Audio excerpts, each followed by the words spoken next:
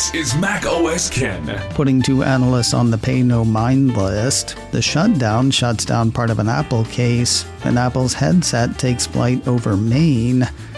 It is Monday, the 6th of October, 2025. I'm Ken Ray, and this is news from Mac OS Ken. Brought to you by yours truly and sponsored by Clean My Mac, now with Cloud Cleanup.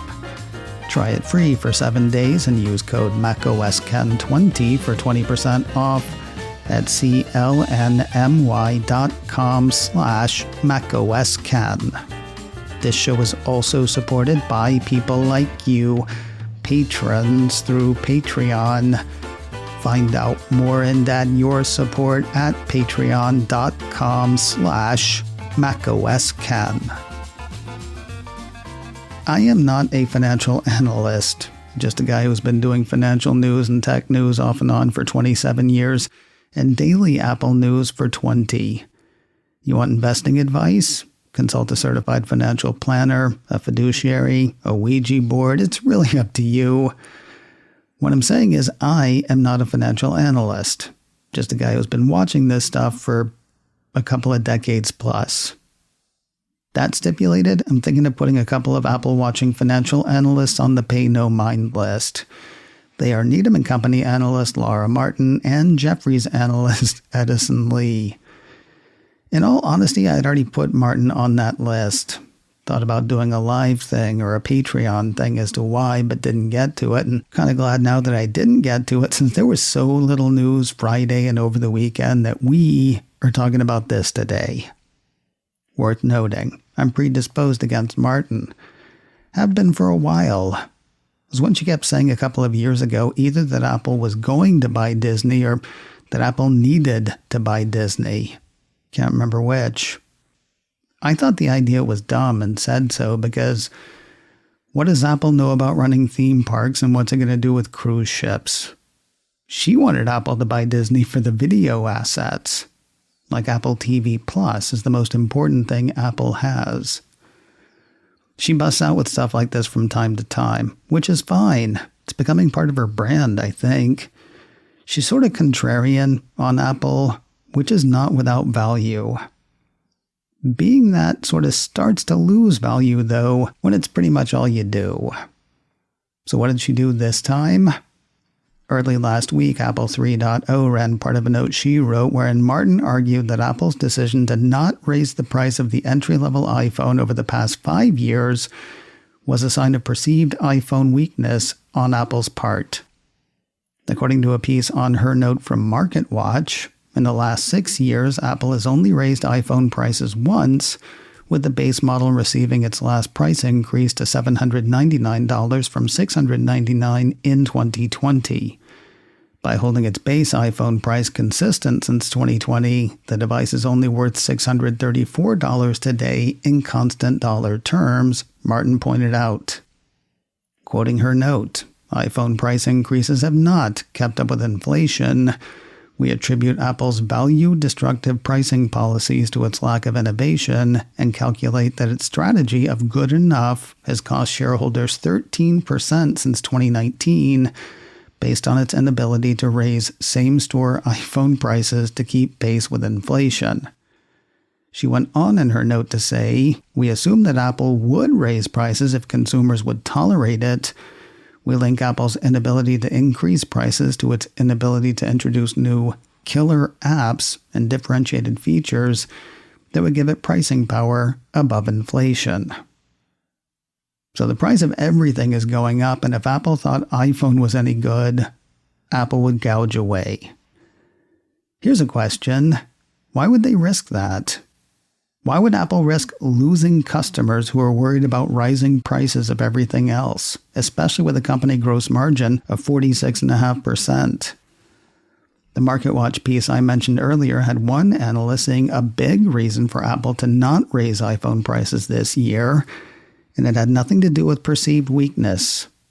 We've talked before about JP Morgan analyst Samik Chatterjee's thinking on the issue. Quoting MarketWatch, by keeping prices for the base model unchanged, Apple could gain market share in China, Chatterjee wrote in a note earlier in September. The Chinese government is currently offering a 15% subsidy on digital products priced under 6,000 yuan, or approximately $840 US. A lot of analysts and Apple watchers did expect Apple to raise the entry-level iPhone price this year to combat tariff costs. Yet keeping the price at $799 this year in particular likely welcomed in millions of people who would have been shut out. That does, of course, open the door to lots of paid services that would have otherwise been lost as well.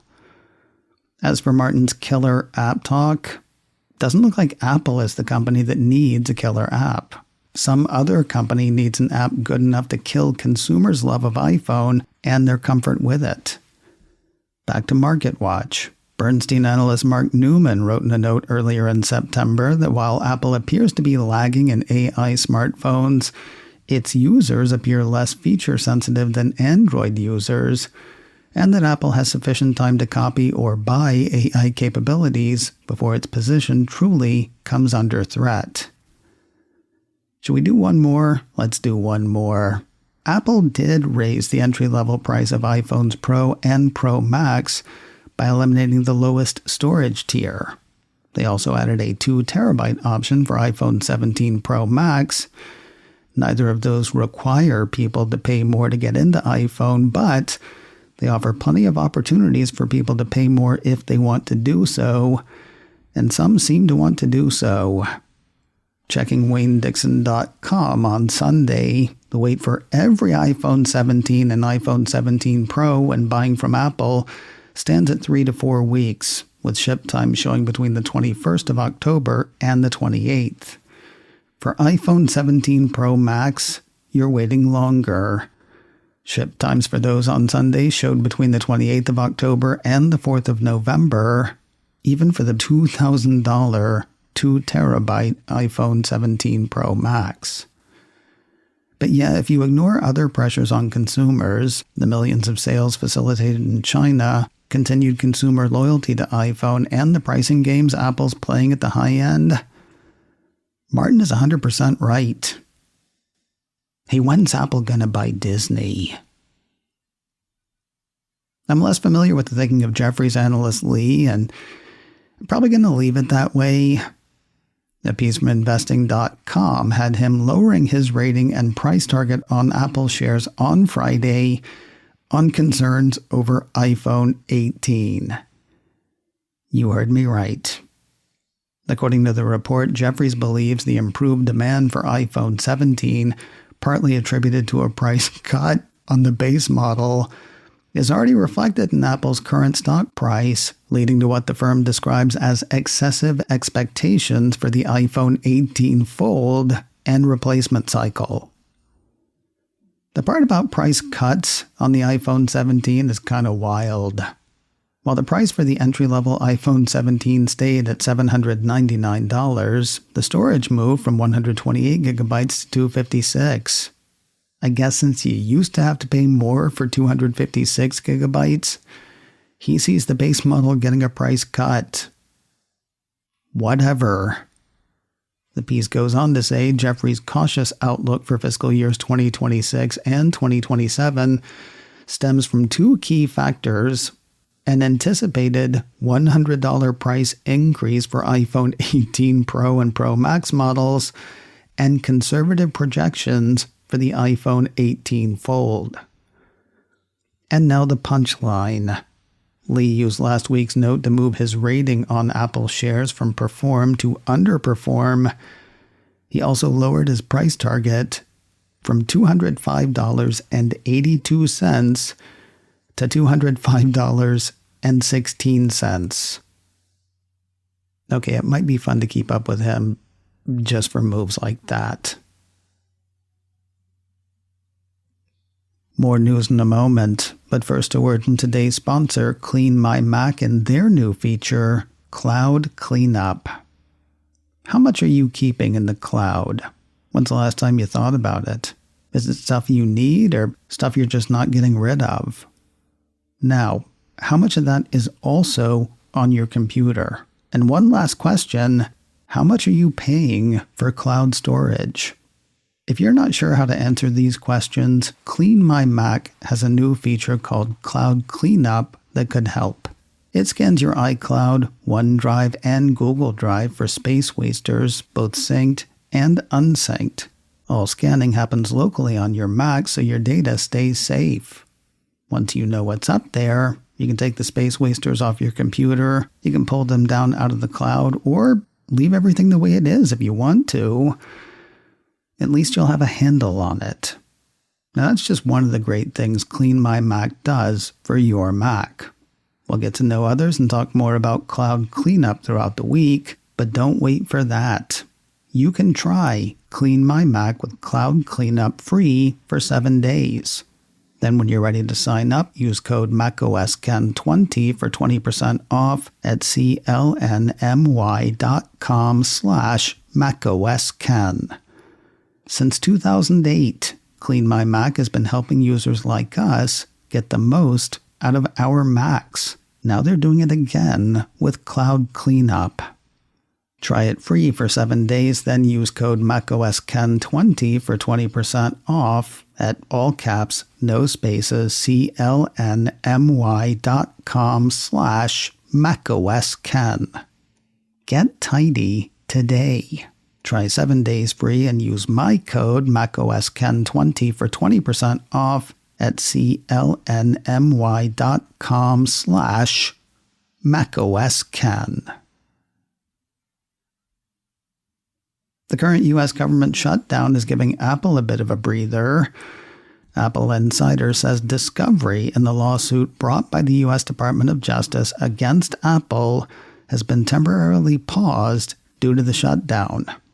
According to the report, on the 2nd of October, the U.S. District Court for the District of New Jersey received a request from the United States to stay its discovery into Apple over its ongoing antitrust suit against the Cupertino company. The court filing explains that it is due to the lapse of congressional appropriations that has resulted in the furloughs of DOJ attorneys. Not surprisingly, the piece says Apple did not object to the request of a stay. Take more time with court proceedings? Yeah, I think we're good with that, says Apple.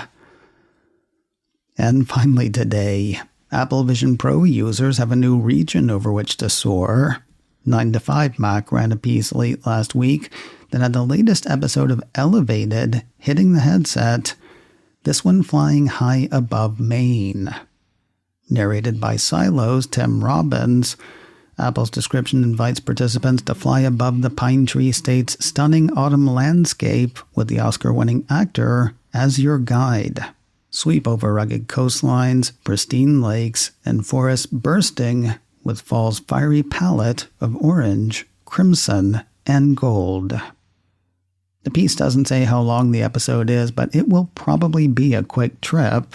The Hawaii episode of Elevated clocked in at about 6 minutes. Anyway, enjoy your flight. macOS Ken, brought to you by me, and sponsored by Clean My Mac, now with Cloud Cleanup. Try it free for 7 days and use code MacOSKen20 for 20% off at clny.com/MacOSKen. This show is also supported by people like you, patrons through Patreon. Find out more and add your support at patreon.com/MacOSKen. Advertising handled by Backbeat Media, online at backbeatmedia.com. You can find me on Mastodon, MacOSKen at mastodon.social. You can also send me an email, info@macosken.com. Until next time, that is news from macOS Ken. I'm Ken Ray.